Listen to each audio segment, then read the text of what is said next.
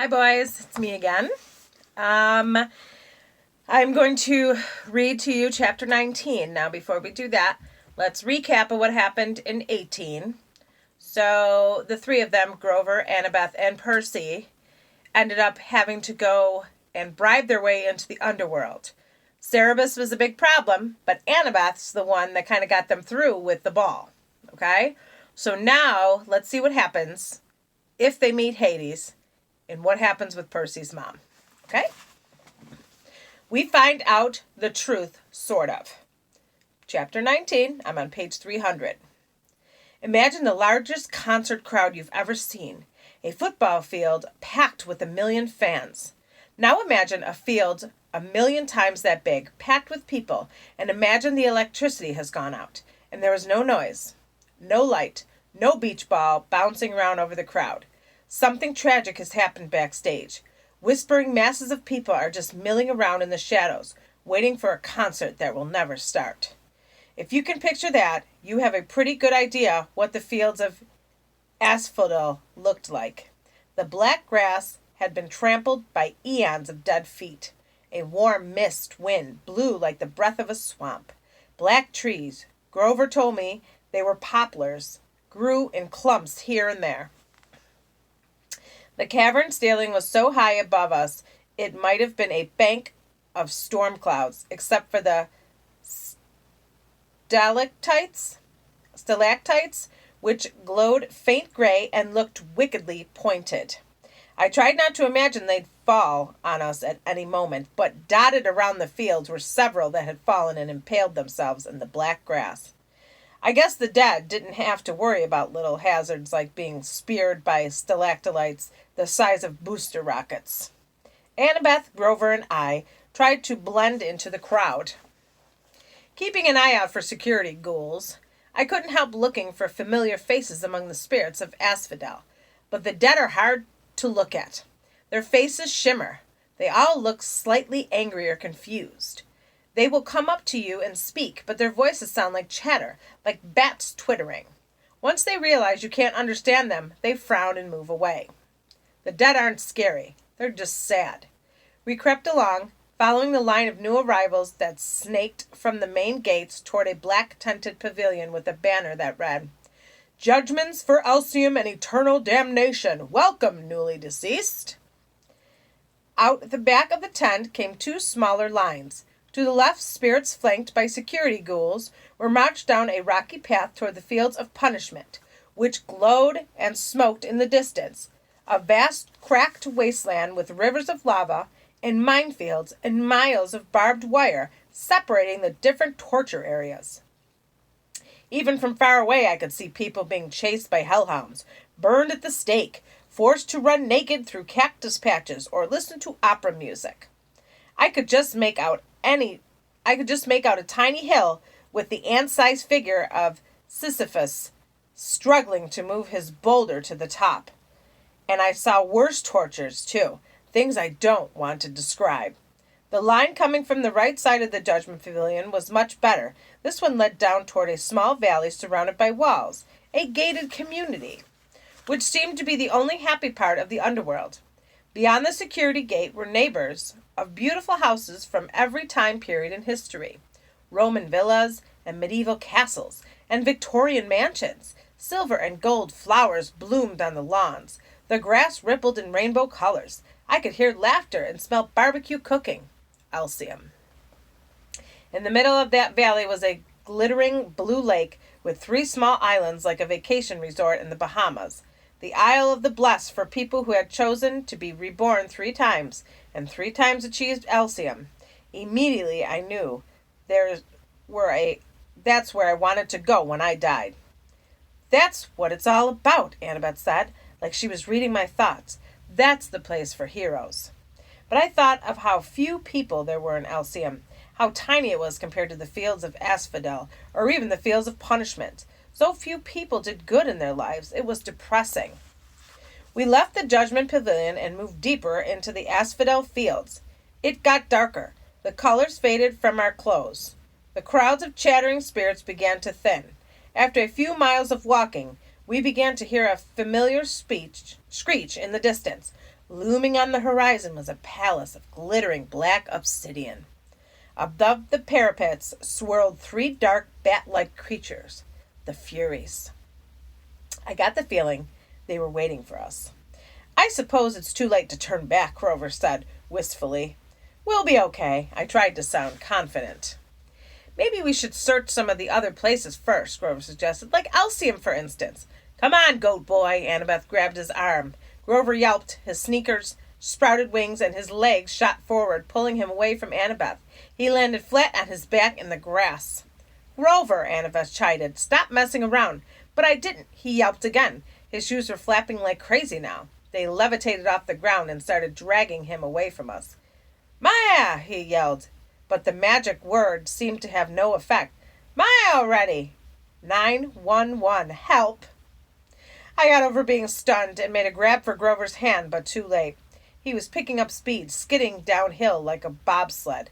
We ran after him. Annabeth shouted, Untie the shoes! It was a smart idea, but I guess it's not so easy when your shoes are pulling you along, feet first, at full speed. Grover tried to sit up, but he couldn't get close to the laces. We kept after him, trying to keep him in sight as he zipped between the legs of spirits who chattered at him in annoyance. I was sure Grover was going to barrel straight through the gates of Hades' palace, but his shoes veered sharply to the right and dragged him in the opposite direction. The slope got steeper. Grover picked up speed. Annabeth and I had to sprint to keep up. The cavern walls narrowed on either side, and I realized we'd entered some kind of side tunnel. No black grass or trees now, just rock underfoot and the dim light of the stalactites above. Grover, I yelled, my voice echoing. Hold on to something. What? He yelled back. He was grabbing at gravel, but there was nothing big enough to slow him down. The tunnel got darker and colder. The hairs on my arms bristled. It smelled evil down here. It made me think of things I shouldn't even know about. Blood spilled on an ancient stone altar, the foul breath of a murderer. Then I saw what was ahead of us, and I stopped dead in my tracks. The tunnel widened into a huge dark cavern, and in the middle was a chasm the size of a city block. Grover was sliding straight toward the edge. Come on, Percy, Annabeth yelled, tugging at my wrist. But that's, I know, she shouted. The place you described in your dream. But Grover's going to fall if we don't catch him. She was right, of course. Grover's predicament got me moving again. He was yelling, clawing at the ground, but the winged shoes kept dragging him toward the pit, and it didn't look like we could possibly get to him in time. What saved him were his hooves. The flying sneakers had always been a loose fit on him. And finally Grover hit a big rock, and the left shoe came flying off. It sped into the darkness, down into the chasm. The right shoe kept tugging him along, but not as fast. Grover was able to slow himself down by grabbing onto the big rock and using it like an anchor. He was 10 feet from the edge of the pit when we caught him and hauled him back up the slope. The other winged shoe tugged itself off, circled round us angrily, and kicked our heads in protest before flying off into the chasm to join its twin. We all collapsed, exhausted, on the obsidian gravel. My limbs felt like lead. Even my backpack seemed heavier, as if somebody had filled it with rocks. Grover was scratched up pretty bad. His hands were bleeding. His eyes had gone slit-pupilled, goat style, the way they did whenever he was terrified. I don't know how, he panted. I didn't... Wait, I said. Listen. I heard something, a deep whisper in the darkness. Another few seconds, and Annabeth said, Percy, this place... Shh, I stood. The sound was getting louder, a muttering, evil voice from far, far below us, coming from the pit. Grover sat up. What's that noise? Annabeth heard it too now. I could see it in her eyes. Tartarus. The entrance to Tartarus. I uncapped Anaclysmus. The bronze sword expanded, gleaming in the darkness, and the evil voice seemed to falter just for a moment before resuming its chant. I could almost make out words now, ancient words, older even than Greek, as if... Magic, I said. We have to get out of here, Annabeth said. Together we dragged Grover to his hooves and started back up the tunnel. My legs wouldn't move fast enough. My backpack weighed me down. The voice got louder and angrier behind us, and we broke into a run. Not a moment too soon.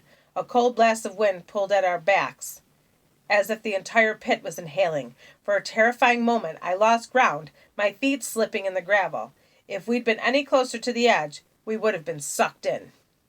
We kept struggling forward and finally reached the top of the tunnel, where the cavern widened out into the fields of asphodel. The wind died. A wail of outrage echoed from deep in the tunnel. Something was not happy we'd gotten away. "What was that?" Grover panted when we collapsed in the relative safety of a black poplar grove. "One of Hades' pets?" Annabeth and I looked at each other. I could tell she was nursing an idea, probably the same one she'd gotten during the taxi ride to LA, but she was too scared to share it. That was enough to terrify me. I capped my sword, put the pen back in my pocket. "Let's keep going." I looked at Grover. "Can you walk?" He swallowed. "Yeah, sure. I never liked those shoes anyways." He tried to sound brave about it, but he was trembling as badly as Annabeth and I were. Whatever was in that pit was nobody's pet. It was unspeakably old and powerful. Even Echidna hadn't given me that feeling. I was almost relieved to turn my back on that tunnel and head toward the palace of Hades. Almost.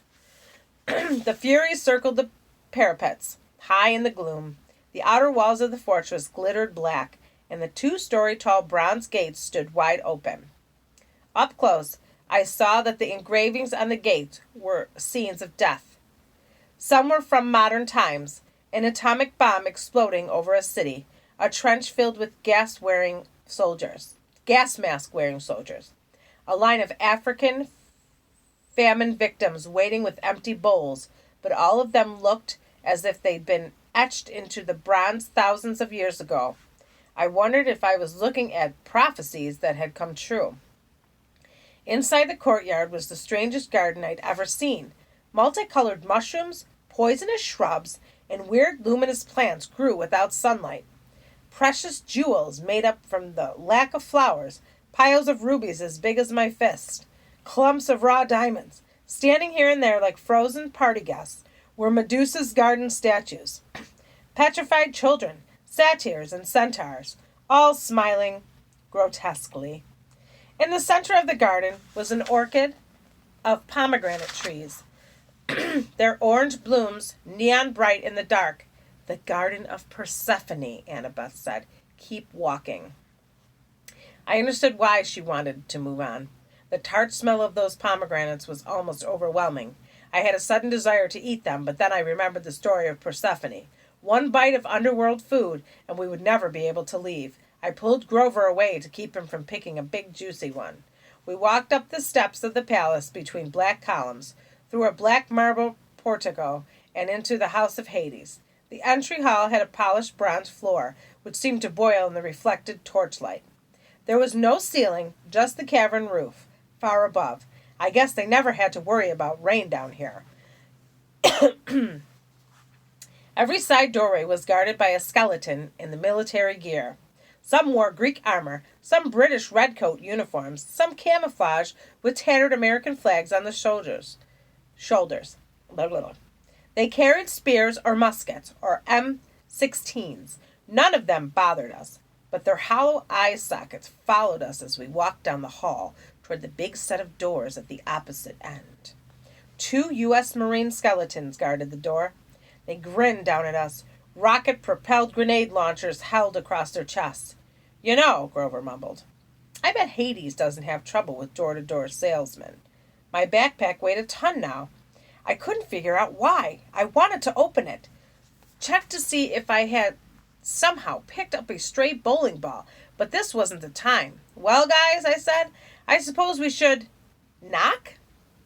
A hot wind blew down the corridor and the doors swung open. The guard stepped aside. "I guess that means entrez-vous," Annabeth said. The room inside looked just like in my dream, except this time the throne of Hades was occupied. He was the third god I'd met, but the first who really struck me as godlike. He was at least 10 feet tall, for one thing, and dressed in black silk robes and a crown of braided gold.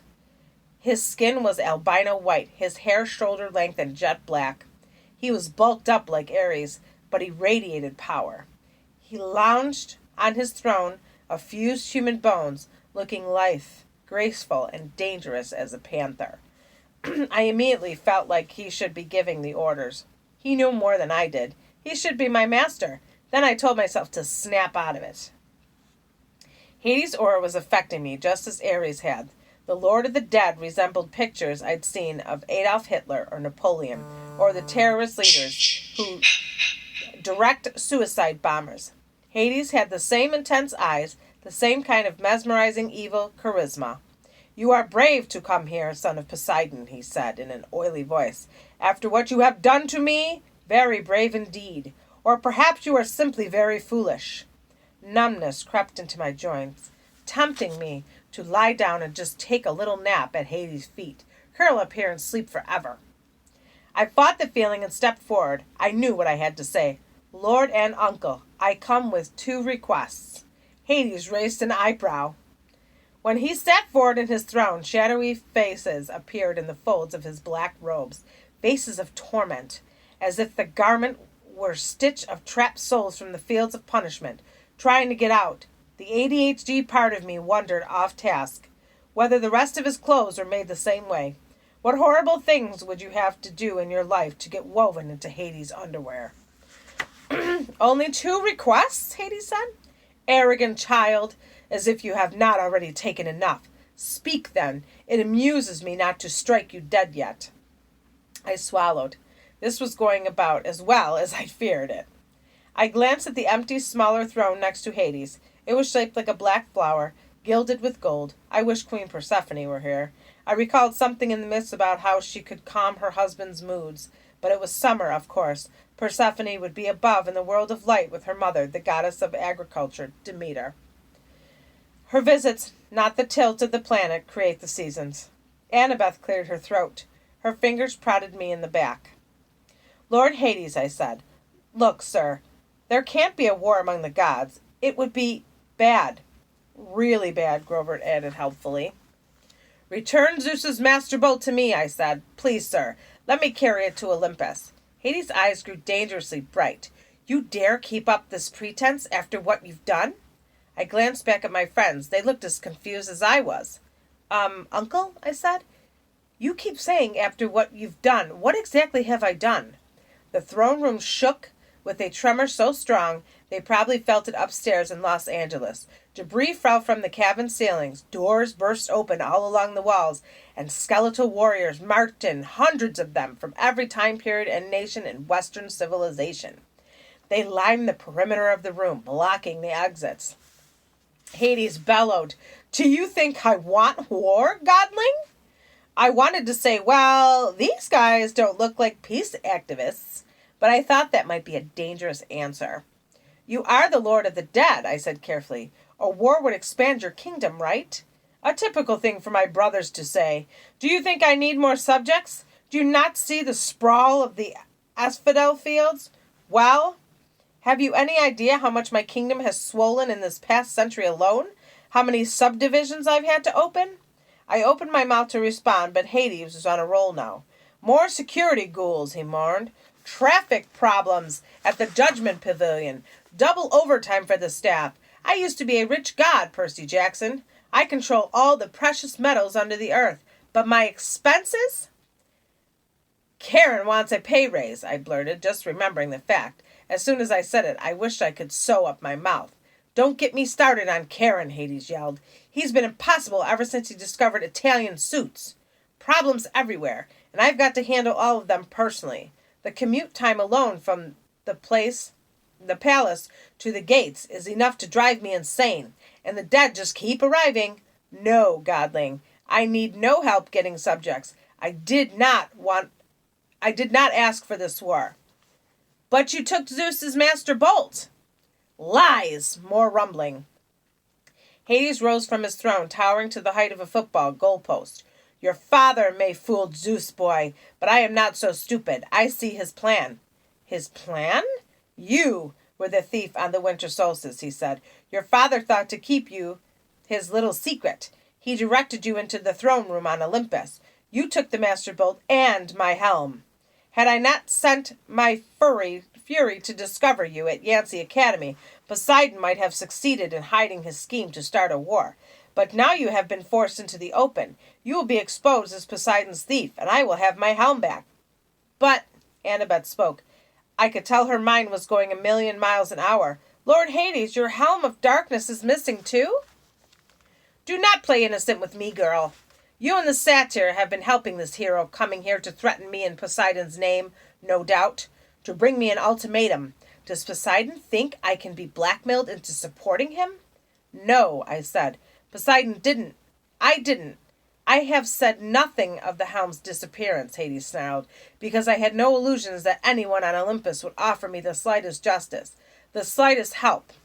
I can ill afford for word to get out that my most powerful weapon of fear is missing.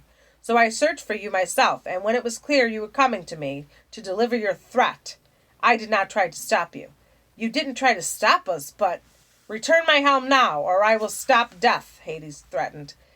That is my counter-proposal. I will open the earth and have the dead pour back into the world. I will make your lands a nightmare, and you, Percy Jackson, your skeleton will lead my army out of Hades." The skeletal soldiers all took one step forward, making their weapons ready. At that point, I probably should have been terrified. The strange thing was, I felt offended. Nothing gets me angrier than being accused of something I didn't do. I've had a lot of experience with that. "You're as bad as Zeus," I said. "You think I stole from you. That's why you sent the Furies after me." "Of course," Hades said. "And the other monsters?" Hades curled his lip. "I had nothing to do with them. I wanted no quick death for you. I wanted you brought before me alive so you might face every torture in the fields of punishment. Why do you think I let you enter my kingdom so easily?" "Easily?" "Return my property. But I don't have your helm. I came for the Master Bolt." "Which you already possessed," Hades shouted. "You came here with it, little fool, thinking you could threaten me. But I didn't. Open your pack, then." A horrible feeling struck me.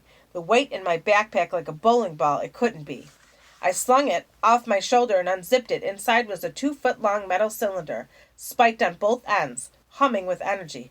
"Percy," Annabeth said, "how? I don't know. I don't understand." "You heroes are always the same," Hades said. "Your pride makes you foolish, thinking you could bring such a weapon before me. I did not ask for Zeus's Master Bolt, but since it is here, you will yield it to me. I am sure it will make an excellent bargaining tool. And now, my helm, where is it?" I was speechless. I had no helm. I had no idea how the Master Bolt had gotten into my backpack. I wanted to think Hades was pulling some kind of trick. Hades was the bad guy. But suddenly the world turned sideways. I realized I'd been played with. Zeus, Poseidon, and Hades had been set at each other's throats by someone else. The Master Bolt had been in the backpack, and I'd gotten the backpack from... "Lord Hades, wait," I said. "This is all a mistake." "A mistake?" Hades roared. The skeletons aimed their weapon. From high above, they were fluttering of leathery wings, and the 3 Furies swooped down to perch on the back of their master's throne. The one with Mrs. Dodd's face grinned at me eagerly and flickered her whip. "There is no mistake," Hades says. "I know why you have come. I know the real reason you brought the bolt. You came to bargain for her." Hades loosened a ball of gold fire from his palm. It exploded on the steps in front of me, and there was my mother, frozen in a shower of gold, just as she was at the moment when the Minotaur began to squeeze her to death. I couldn't speak. I reached out to touch her, but the light was as hot as a bonfire. "Yes," Hades said with satisfaction, "I took her. I knew, Percy Jackson, that you would come to bargain with me eventually. Return my helm, and perhaps I will let her go. She is not dead, you know. Not yet. But if you displease me, that will change. I thought about the pearls in my pocket. Maybe they could get me out of this. If I could just get my mom free." "Ah, the pearls," Hades said. And my blood froze. "Yes, my brother and his little tricks. Bring them forth, Percy Jackson." My hand moved against my will and brought out the pearls. "Only 3, Hades said? What a shame. You do realize each only protects a single person.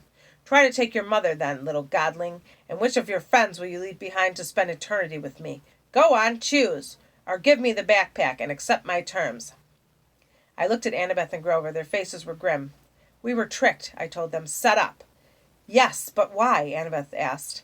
"And the voice in the pit? I don't know yet," I said, "but I intend to ask." "Decide, boy," Hades yelled.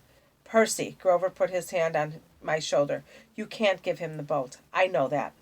Leave me here, he said. Use the third pearl on your mom. No. I'm a satyr, Grover said. We don't have souls like humans do. He can torture me until I die, but he won't get me forever. I'll just be reincarnated as a flower or something. It's the best way. No, Annabeth drew her bronze knife. You two go on. Grover, you have to protect Percy. You have to get your searcher's license and start your quest for Pan. Get his mom out of here. I'll cover you. I plan to go down fighting. No way, Grover said. I'm staying behind. Think again, goat boy, Annabeth said. Stop it, both of you. I felt like my heart was being ripped in two. They had both been with me through so much. I remembered Grover dive-bombing Medusa in the statue garden, and Annabeth saving us from the Cerberus. We'd survived Hephaestus, Waterland Ride, the St. Louis Arch, the Lotus Casino. I had spent thousands of miles worried that I'd be betrayed by a friend, but these friends would never do that.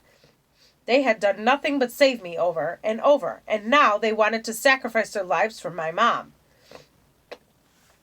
I know what to do, I said. Take these. I handed them each a pearl. Annabeth said, but Percy, I turned and faced my mother. I desperately wanted to sacrifice myself and use the last pearl on her, but I knew what she would say. She would never allow it. I had to get the bolt back to Olympus and tell Zeus the truth. I had to stop the war. She would never forgive me if I saved her instead. I thought about the prophecy made at Half-Blood Hill, what seemed like 1,000,000 years ago. You will fail to save what matters most in the end. I'm sorry, I told her. I'll be back. I'll find a way. The smug look on Hades' face faded. He said, Godling? I'll find your helm, Uncle, I told him. I'll return it. Remember about Karen's pay raise. Do not defy me, and it wouldn't hurt to play with Cerberus once in a while. He likes rubber red balls. Percy Jackson, you will not, I shouted. Now, guys! We smashed the pearls at our feet. For a scary moment, nothing happened. Hades yelled, Destroy them! The army of skeletons rushed forward, swords out, guns clicking to full automatic. The Furies launched, their whips bursting into flames. Just as the skeletons opened fire, the pearl fragments at my feet exploded with a burst of green light and a gust of fresh sea wind. It was encased in a milky white sphere, which was starting to float off the ground. Annabeth and Grover were right behind me. Spears and bullets sparked harmlessly off the pearl bubbles as we floated up. Hades yelled with such rage the entire fortress shook, and I knew it was not going to be a peaceful night in L.A. Look up, Grover yelled. We're going to crash. Sure enough, we were racing right toward the stalactites, which I figured would pop our bubbles and skewer us. How do you control these things? Annabeth shouted. I don't think you do, I shouted. We screamed as the bubbles slammed into the ceiling, and darkness. Were we dead? No, I could still feel the racing sensation. We were going up, right through solid rock, as easily as an air bubble in water. That was the power of the pearls, I realized. What belongs to the sea will always return to the sea. For a few moments, I couldn't see anything outside the smooth walls of my spear. Then my pearl broke through on the ocean floor. The two other milky spears, Annabeth and Grover, kept pace with me, and we soared upward through the water, and kerblam! We exploded on the surface in the middle of the Santa Monica Bay, knocking a surfer off his board with an indignant, Dude! I grabbed Grover and hauled him over to the life buoy. I caught Annabeth and dragged her over too. A curious shark was circling us, a great white about 11 feet long. I said, Beat it! The shark turned and raced away. The surfer screamed something about bad mushrooms and paddled away from us as fast as he could. Somehow I knew what time it was. Early morning, June 21st, the day of the summer solstice. In the distance, Los Angeles was on fire, plumes of smoke rising from neighborhoods all over the city. There had been an earthquake, all right, and it was Hades' fault. He was probably sending an army of the dead after me right now, but at the moment, the underworld wasn't my biggest problem. I had to get to shore. I had to get Zeus's thunderbolt back to Olympus. Most of all, I had to have a serious conversation with the god who tricked me. All right, boys. So, that was pretty good. Tomorrow, actually the next day, I'm reading a night ahead. The next time we read chapter 20, it's I Battle My Jerk Relative. I'm guessing. You guys can try to throw out some guesses who that's going to be. I think I know who it's going to be too. Gerald, I know you already know because you already read the book. You're ahead of the game. Boys, I decided to move the test until one of them is going to be, I believe it's on Tuesday, and then the other 20 questions on Wednesday, just because I want to finish the whole book. We'll talk about it a little bit this way, and then you'll have a better shot. Like I said, you can go back, use your book. Okay, they're all multiple choice. I hope to see you soon. Happy reading. Bye.